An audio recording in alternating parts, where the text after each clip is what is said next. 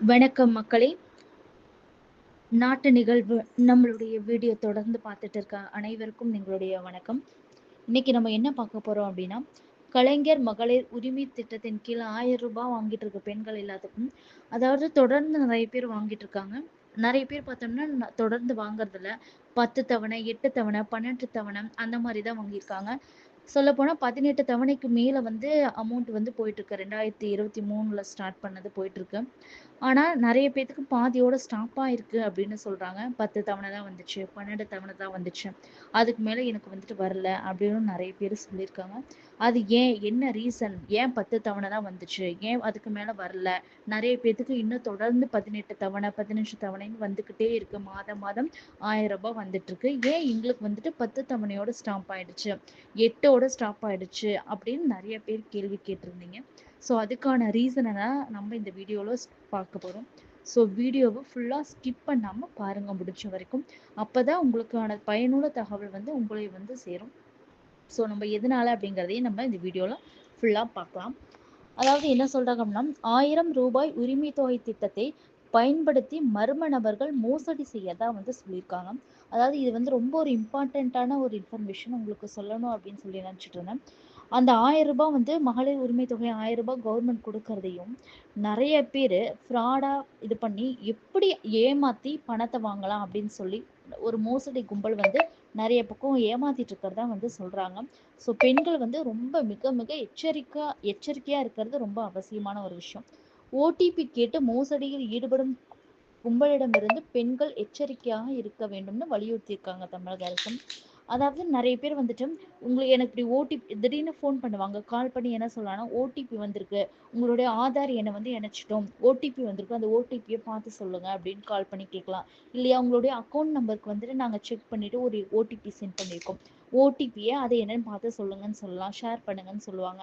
இல்லையா, நேராவே வீட்டுக்கு ஒருத்தர் 2 பேர் வந்துட்டு திடீர்னு, "இப்படி உங்களோட அக்கவுண்ட் இதுல வந்து நாங்க ஓடிபி இது பண்ணியிருக்கோம். நீங்க இந்த அக்கவுண்ட்ல தானே இருக்கீங்க. இந்த அக்கவுண்ட் தானே உங்களோடது" அப்படின்னு சொல்லிட்டு, "இந்த பேங்க் தானே அப்படின்னு நாங்க ஓடிபி சென்ட் பண்ணியிருக்கோம். பார்த்து சொல்லுங்கன்னு" கேட்கலாம். நீங்க வந்து அவசரப்பட்டு உடனே ஓடிபிய சொல்லிறாதீங்க. என்ன ஏதுன்னு முழுமையா என்ன இன்ஃபர்மேஷன்னு கேட்டு தெளிவுபடுத்திட்டு, அது உண்மைதானா அப்படிங்கிற ஒரு இதுக்கு வந்ததுக்கு அப்புறமா அந்த ஓடிபிய சொல்லுங்க. ஏன்னா மோசடி வந்து நடந்துட்டு இருக்கறதா சொல்றாங்க. அப்படிங்கையில வந்துட்டு ஏதாவது நீங்க ஓடிபிய சொல்ல போய் யாராச்சும் உங்களுடைய வங்கியில ஏதாவது நீங்க பணம் வச்சிருந்த பேங்க் அக்கவுண்ட்ல அமௌண்ட் வச்சிருந்த யாரோ அதை வந்து எடுத்து தப்பான இதுல யூஸ் பண்ணிடக்கூடாது இல்லையா? அதனால எச்சரிக்கையா இருக்கிறது ரொம்ப அவசியமானது. ஸோ அதனால முடிஞ்ச அளவுக்கு வந்துட்டு யாருக்கும் உங்களோட ஓடிபிய பர்சனலா ஷேர் பண்ணாதீங்க. அடுத்து வந்துட்டு நம்ம என்ன சொல்லியிருக்காங்க, நம்ம வந்துட்டு ஃபர்ஸ்ட் இன்ஃபர்மேஷன் பார்த்தது தான். எதனால வந்து 10 தவணை, 12 தவணை தான் வந்துச்சு. அதுக்கு மேல அமௌண்ட் வரல அப்படிங்கிறத நம்ம பார்க்கலாம். மகளிர் உரிமை திட்டத்தின் உரிமை தொகைக்கான தங்களது மேல்முறையீட்டு விண்ணப்பையின் தங்கள் விண்ணப்பம் திட்ட விதிமுறைகளின்படி நிராகரிக்கப்பட்டுள்ளது. அதாவது என்ன சொல்லியிருக்காங்கன்னா, இது வந்துட்டு ஒருத்தவங்களுக்கு வந்த இன்ஃபர்மேஷன். ஏன் வந்து 10 தவணை தான் வந்திருக்கு, அதுக்கு மேல வரல அப்படின்னு சொல்லி அவங்க கேட்டிருந்ததுக்கு வந்த ஒரு இன்ஃபர்மேஷன் வந்துட்டு இது. என்னன்னு நான் உங்களுக்கு சொல்றேன் டீட்டெயிலா. காரணம், உங்கள் குடும்பத்தில் 4 சக்கர வாகனம் உள்ளது என்பது கள ஆய்வில் உறுதி செய்யப்பட்டுள்ளது. தமிழ்நாடு மின் ஆளுமை முகமை. அதாவது ஃபர்ஸ்ட் வந்துட்டு நீங்க அப்ளை பண்ணி அமௌண்ட் வாங்கிட்டு இருந்திருப்பீங்க. அப்ப வந்து உங்ககிட்ட வந்துட்டு 4 சக்கர வாகனங்கள் எதுவும் இல்லாம இருந்திருக்கும். காரு, லாரி ஏதாவது அந்த மாரி வந்துட்டு அந்த 4 சக்கர வாகனங்கள் உங்ககிட்ட இல்லாம இருந்திருக்கும். ஸோ அமௌண்ட்டும் அதே மாரி வந்துட்டு இருந்திருக்கும். அதுக்கப்புறம் நீங்க வந்து ஏதாவது தொழில் ரீதியாவோ, இல்ல உங்களுடைய தேவைக்காகவோ நீங்க வந்துட்டு காரு அந்த மாரிலாம் வாங்கிக்கலாம். காரோ, இல்ல தொழில் ரீதியா லாரி அந்த மாரிலாம் நீங்க ஏதாவது வாங்கியிருந்திருக்கலாம். அப்படி வாங்கியிருந்தீங்கன்னா, நீங்க வந்து முறைப்படி அத ரிஜிஸ்டர் பண்ணி தான் நீங்க வாங்கியிருப்பீங்க. சரியா? அது வந்து ஆர்டிஓ ஆஃபீஸ்ல வந்துட்டு இவங்க என்ன பண்ணுவாங்கன்னா, செக் பண்ணிக்கிட்டே இருப்பாங்க. அப்டேட் பண்ணிட்டே இருப்பாங்க. 1 மாசத்துக்கு ஒருக்கா, இல்ல 2, 3 மாசத்துக்கு ஒருக்கா வந்துட்டு ஒவ்வொருத்தருடைய அந்த குடும்ப அட்டையில இருந்துட்டு வந்து செக் பண்ணிக்கிட்டே இருப்பாங்க.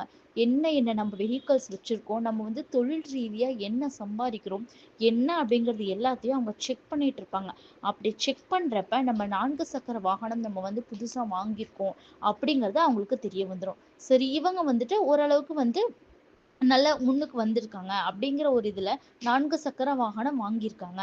அப்படிங்கையில இவங்களுக்கு அந்த அமௌண்ட் வந்துட்டு தேவைப்படாது அப்படின்னு சொல்லியும் நிராகரிக்கப்பட்டிருக்கும் அப்படின்னு ஏன்னா தமிழ்நாடு மின் ஆளுமை முகாம் வந்துட்டு சொல்லுது.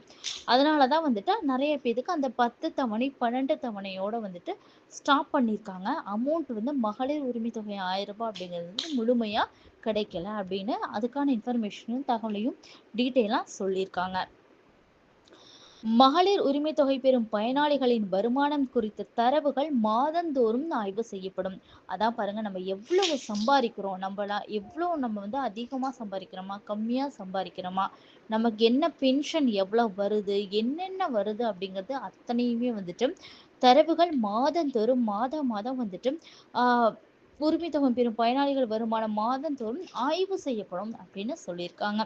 வருமானம் உயர்ந்திருந்தால் 4 சக்கர கனசக்கர வாகனத்திலிருந்தும் பத்திரப்பதிவு குறித்தும் அரையாண்டு அடிப்படையில் தொழில் மின்சார பயன்பாடுகள் புதிய தரவுகளை ஆய்வு செய்ய உத்தரவு. தமிழ்நாடு அரசு வந்துட்டு ஆய்வு செய்யணும். அவங்க வந்துட்டு படிப்படியா முன்னுக்கு வந்திருக்காங்களா, 4 சக்கரம் வாங்கியும் இல்ல தொழில் ரீதியாவோ இல்ல ஏதாவது பத்திரப்பதிவுல இருந்துட்டு அந்த மாதிரி ஏதாவது நிறைய, அதாவது லேண்ட் வாங்குறது சொல்றாங்களே, இப்போ ஒருத்தருக்கு வந்துட்டு இவ்வளோ லேண்ட் இருக்கு, ஏக்கர் கணக்குல இருக்கு அப்படிலாம் சொல்றாங்களே, அந்த மாதிரி லேண்ட் ரீதியாவும் அவங்க முன்னுக்கு வந்திருக்காங்க அப்படின்னா அவங்களுக்கெல்லாம் மட்டும் அந்த ரூ. 1000 கலைஞர் மகளிர் திட்டத்தின் கீழ் ரூ. 1000 அப்படிங்கிறது நிராகரிக்கப்பட்டிருக்கு அப்படின்னு தமிழக அரசே சொல்லியிருக்காங்க.